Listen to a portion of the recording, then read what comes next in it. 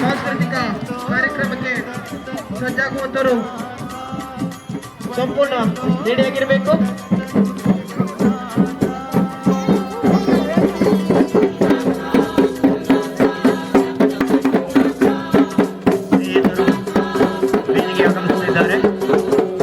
ಅವರ ಜೊತೆಯಲ್ಲಿ ರಾಷ್ಟ್ರೀಯ ಸ್ವಯಂ ಸೇವಕ ವಕ್ತಾರರಾದ ಶ್ರೀ ರಾಮಜಾಲಿ, ಬೆಳತೆ ಮಂಡಲ ಅಧ್ಯಕ್ಷರಾದ ಮದನ ಶೆಟ್ಟಿ, ಗೌರಾಧ್ಯಕ್ಷರು ತೋಪಗೌಡ, ಹಿಂದೂ ಬಾಂಧವರು ಇನ್ನೇನು ಕ್ಷಣದಲ್ಲಿ ಪಂಚಗ್ರಾಮಗಳಾದ ಬಂಡಿ ಜಟಕರ, ಅಕ್ಕೆ ಕನ್ನಮ್ಮ ದೇವರ ಸಾನ್ನಿಧ್ಯ ಬೆಳಸೆ ಗ್ರಾಮದ ಪಂಚಗ್ರಾಮದ ಸಮಸ್ತ ಸಮಿತಿ ಬೆಳಸೆ ಮಂಡಲ. ಈ ಬೆಳಸೆ ಮಂಡಲಕ್ಕೆ ಸಮಾವೇಶಕ್ಕೆ ಆಗಮಿಸತಕ್ಕಂಥ ಪಾದವರಿಂದರೊಂದಿಗೆ ಪರಮ ಪೂಜ್ಯ ಗುರೂಜಿಗಳಾದ ಶ್ರೀ ಶ್ರೀ ನಿಶಿಲಾನಂದ ಸ್ವಾಮೀಜಿಯವರನ್ನ ನಮ್ಮ ಹಿಂದೂ ಸಮಾವೇಶದ ಮಂಡಲದ ಈ ಸಮಿತಿಯ ಸಂಘಟಕರು ಆಸನಗಳನ್ನ ಹಾಕಲಾಗಿದೆ, ಅಲ್ಲಿ ಕೂತ್ಕೋಬೇಕು. ಗಣವೆತ್ತ ಭಾರತ ಅಂಬೆಯ ಮಡಿಲಲ್ಲಿ ಕರ್ನಾಟಕ ಬಾಲ್ಡೋಲಿ ವ್ಯಾಪ್ತಿಗೆ ಸಂಬಂಧಪಟ್ಟ ನಮ್ಮ ಊರಿನ ಹೂಗಳೇ ಬನ್ನಿರಿ ಹಾಡುತ್ತಾ ನಾವು ಸ್ವಾಗತ ಕೋರುತ್ತಾ, ಬನ್ನಿರಿ ಹಾಡುತ್ತಾ ನಾ ಸ್ವಾಗತ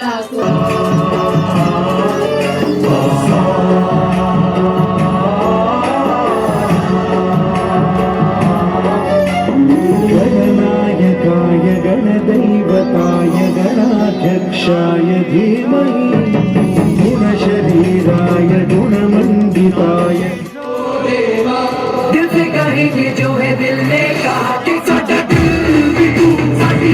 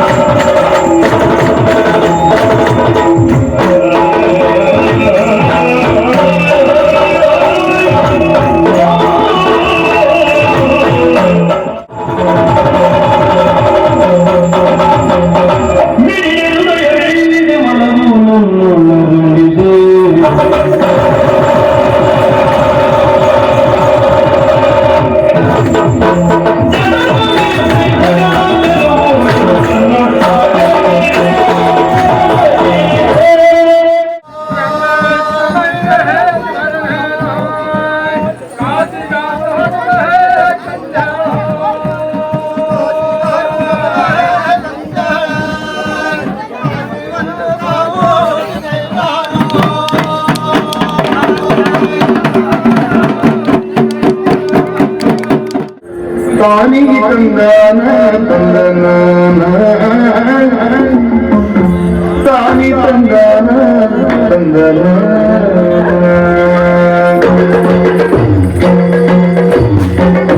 ತಾನಿ ತಂದಾನ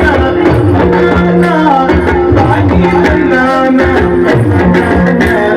ತಾನಿ ತಂದಾನ ತಾನಿ ತಂದಾನ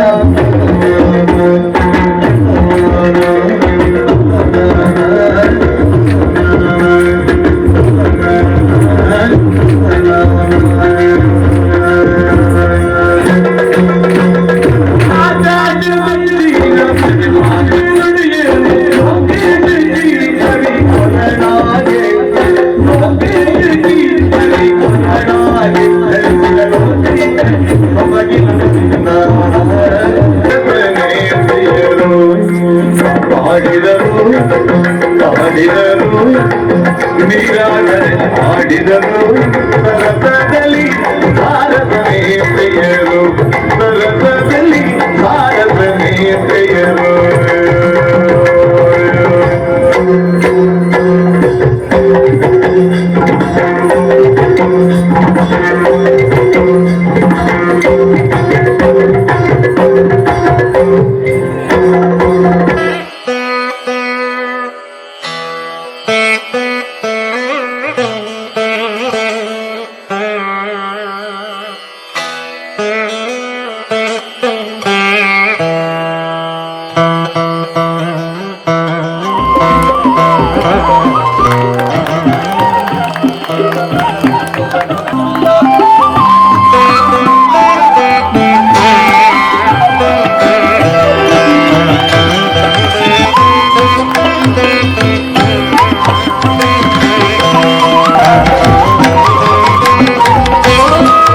ಭದ್ರಂ ಪಶ್ಯೇಮಾಕ್ಷಭಿರ್ಯತ್ರಾಹ ಸ್ಥಿರೈರಂಗೈಸ್ತು ಸುಧಾತ ತದಾತ್ಮಾನ.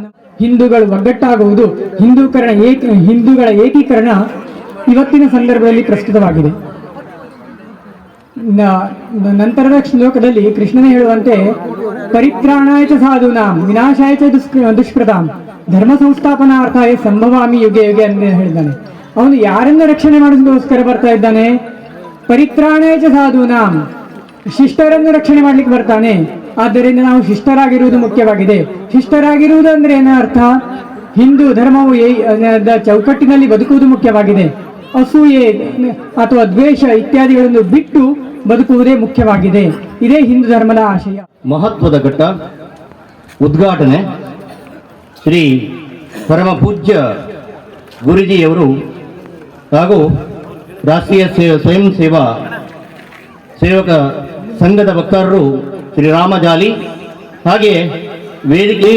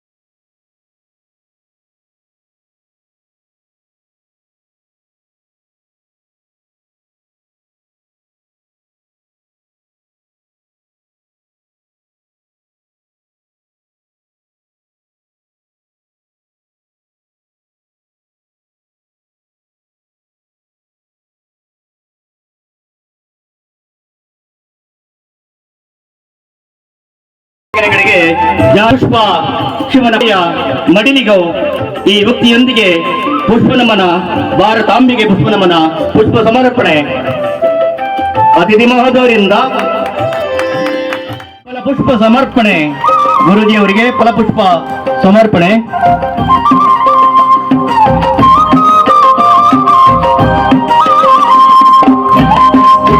ವಿನದೆಯದೆ ಸ್ಪಂದನಗೊಳ್ಳುತ್ತಿದೆ ಬಾಂಧವ್ಯದ ಮಜಲೇರಿ, ಬಾಂಧವ್ಯದ ಮಜಲೇರಿ, ಬಾಂಧವ್ಯದ ಮಜಲೇರಿ.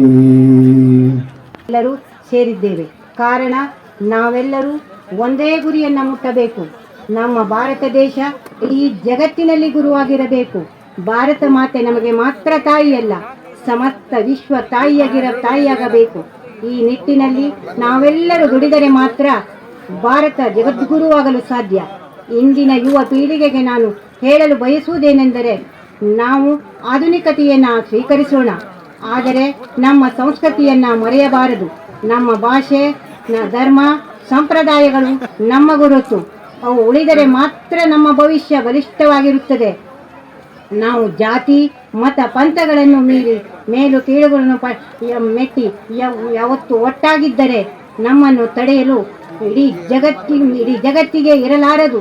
ಹಾಗಾಗಿ ನಾವೆಲ್ಲರೂ ಹಿಂದೂ ಅಂತ ಹೇಳ್ತಾ ಭಾರತ್ ಮಾತಾ ಕಿ ಜೈ.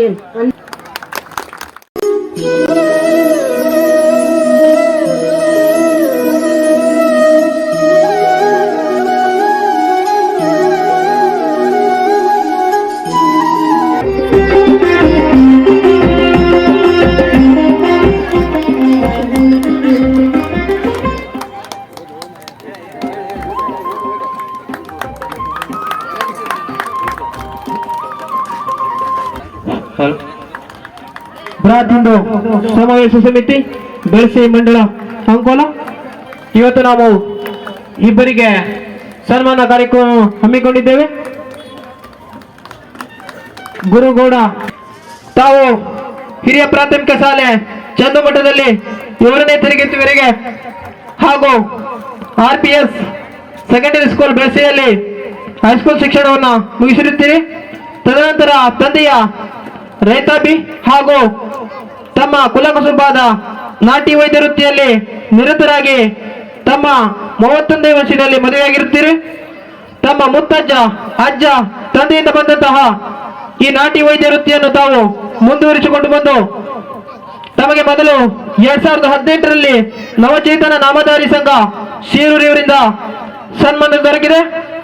ತಮ್ಮ ಈ ವೃತ್ತಿಗೆ ಭಗವಂತನು ಆಯುಷ್ಯ ಆರೋಗ್ಯ ಭಾಗ್ಯವನ್ನು ಕೊರಳಿಸಿ ಎಂದು ಹೇಳುತ್ತಾ ಸನ್ಮಾನ್ಯರಿಗೆ ಇನ್ನು ಹೆಚ್ಚಿನ ರೀತಿಯಲ್ಲಿ ಸನ್ಮಾನಗಳು ಪ್ರಾಪ್ತಿಯಾಗಲಿ ಅರ್ಪಿಸುವಂತ ಸನ್ಮಾನ್ಯರೇ, ತಾವು ಅಂಕೋಲ ತಾಲೂಕಿನ ಬೆಳಸೆ ಗ್ರಾಮದ ಶ್ರೀಯುತ ರಾಮ ಗಣೇಶ್ ಗೌಡ ಹಾಗೂ ಶ್ರೀಮತಿ ಸುಕ್ರಿ ರಾಮಗೌಡ ಅವರ ಮಗಳಾಗಿ ತಮ್ಮ ತವರೂರಾದ ತೆಂಕನಾಡಿನಲ್ಲಿ ದಿನಾಂಕ 10/11/1960ರಲ್ಲಿ ಸಾಮಾನ್ಯ ರೈತ ಹಾಗೂ ಕೂಲಿ ಕಾರ್ಮಿಕರ ಬಡತನದ ಕುಟುಂಬದಲ್ಲಿ ಹುಟ್ಟಿ ಸರಿಸುಮಾರು 9 ರಿಂದ 10 ವರ್ಷಗಳ ಕಾಲ ತಾವು ಹಣ್ಣು ವ್ಯಾಪಾರ ವೃತ್ತಿಯಲ್ಲಿ ನಿರತರಾಗಿ ಬೆಟ್ಟದಲ್ಲಿ ಸಿಗುವಂತಹ ಕಜಲ ಹಣ್ಣು, ಮುಳ್ಳಹಣ್ಣು, ಸಂಪಿಗೆ ಹಣ್ಣು, ನೇರಳೆ ಹಣ್ಣು ಇನ್ನು ಮುಂತಾದ ಹಣ್ಣುಗಳನ್ನು ಕೊಯ್ದು ಪಟ್ಟಣದಲ್ಲಿ ಮಾರಾಟ ಮಾಡಿ ಜೀವನ ಸಾಗಿಸುತ್ತಿದ್ದವರು.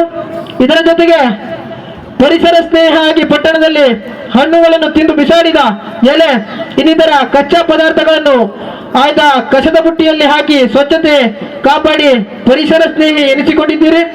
ತಮ್ಮ ಈ ಕಾಳಜಿಯನ್ನು ಮನಗೊಂಡ 2023ರಲ್ಲಿ ಗ್ರಾಮ ಪಂಚಾಯತ್ ಬೆಳಸೆ, 2022ರಲ್ಲಿ ಅಂಕೋಲ ತಾಲೂಕಿನ ಮಹೇಂದ್ರ ಗ್ರೂಪ್ ಹಾಗೂ ಇನ್ನೊಮ್ಮೆ 2023ರಲ್ಲಿ ಶಿರ್ಸಿಯಲ್ಲಿ ಪ್ರಧಾನಮಂತ್ರಿ ಮೋದಿಜಿಯವರಿಂದ ಸನ್ಮಾನಕ್ಕೆ ಒಳಪಟ್ಟಿದ್ದೀರಿ. ಸೂರ್ಯ ಅಂತ ಇಂದ್ರನಿಗೆ ಗೊತ್ತಾದಾಗ ವಜ್ರಾಘಾತ ಆಯ್ತು, ಹನುಮಂತ ಮರ್ತೋದ. ರಾಮಾಯಣ ಕಥೆ ಮುಂದೋಗುತ್ತೆ. ರಾವಣ ಬರ್ತಾನೆ, ಸೀತಾ ಮಾತೆಯನ್ನು ತಗೊಂಡು ಲಂಕೆಯಲ್ಲಿ ಇಡ್ತಾನೆ. ರಾಮ ಇಡೀ ಸೇನೆ ತಗೊಂಡು ರಾಮೇಶ್ವರದಲ್ಲಿ ನಿಂತಾಗ ಎದುರು ಕಾಣೋದು ಸಮುದ್ರ. ಸೀತೆಯನ್ನು ಹುಡ್ಕೊಂಡ್ ಬರೋದು ಹೇಗೆ? ಸೀತೆ ಅಲ್ಲಿದ್ದಾರಂತ ಗೊತ್ತಿಡೋದು ಹೇಗೆ? ಆಗ ನಾನು ಇಷ್ಟ ಹರಬಲ್ಲೆ ಅಷ್ಟ ಹರಬಲ್ಲೆ ಅಂತ. ಅಲ್ಲೇ ಪಕ್ಕದಲ್ಲೇ ಕುಂತಂತ ಜಾಂಬುವಂತ ನೆನ್ಪು ಮಾಡ್ದ ಹನುಮಂತ, ನೀನು ಚಿಕ್ಕವನಿದ್ದಾಗ ಆಕಾಶಕ್ಕೆ ಹಾರಿದ್ಯಾ ಅಂತ ಹೇಳಿದಾಗ ಹನುಮಂತನಿಗೆ ಶಕ್ತಿಯ ಗೋಚರ ಆಯ್ತು. ಆಗ ನಮ್ಗೆಲ್ಲ ಕಥೆ ಗೊತ್ತಿದೆ, ಹನುಮಂತ ಲಂಕೆಗೆ ಹೋದ, ಸೀತೆ ಹುಡುಕದ, ರಾಮಾಯಣ ಹೇಗಾಯ್ತು ಅಂತ. ಹಾಗೇನೆ ಈ ಸಂದರ್ಭದಲ್ಲೂ ಕೂಡ ನಾವು ನಮ್ಮ ಹೇಳೋದಿಲ್ವೋ, ಯಾರೋ ಒಬ್ಬ ಮನಸ್ಸು ವಿಕೃತಿಗೊಂಡಂತಹ ಮನಸ್ಸು ಆ ಸತ್ಯವನ್ನೇ ಗೌಣ ಮಾಡಿ ಅಸತ್ಯವಾಗಿರ್ತಕ್ಕಂಥದ್ದನ್ನ ಇದು ಸತ್ಯ ಅಂತ ಹೇಳಲಿಕ್ಕೆ ಹೊರಟು ಬಿಡ್ತದೆ ಮನಸ್ಸು.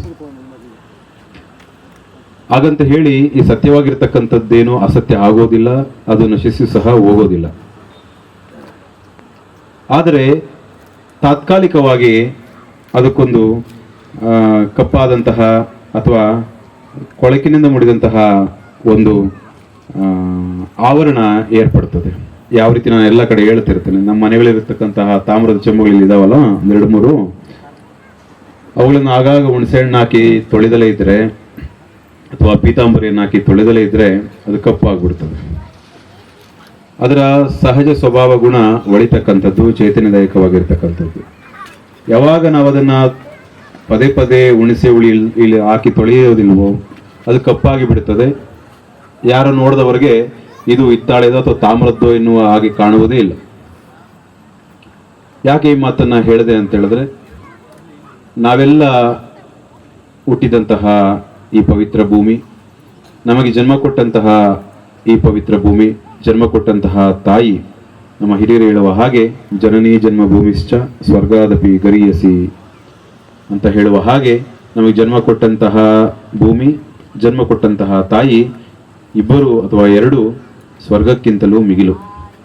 ಅಂತಹ ಪರಮೋಚ್ಚವಾಗಿರತಕ್ಕಂತಹ ನಮ್ಮ ನಾಡನ್ನ, ನಮ್ಮ ತಾಯಿಯನ್ನ ನಾವು ಸ್ವರ್ಗವನ್ನಾಗೇ ಉಳಿಸ್ಕೊಳ್ತಕ್ಕಂಥದ್ದು ನಮ್ಮೆಲ್ಲರ ಜವಾಬ್ದಾರಿ. ಅವರಿಗೂ ಹೃತ್ಪೂರ್ವಕ ವಂದನೆಗಳು.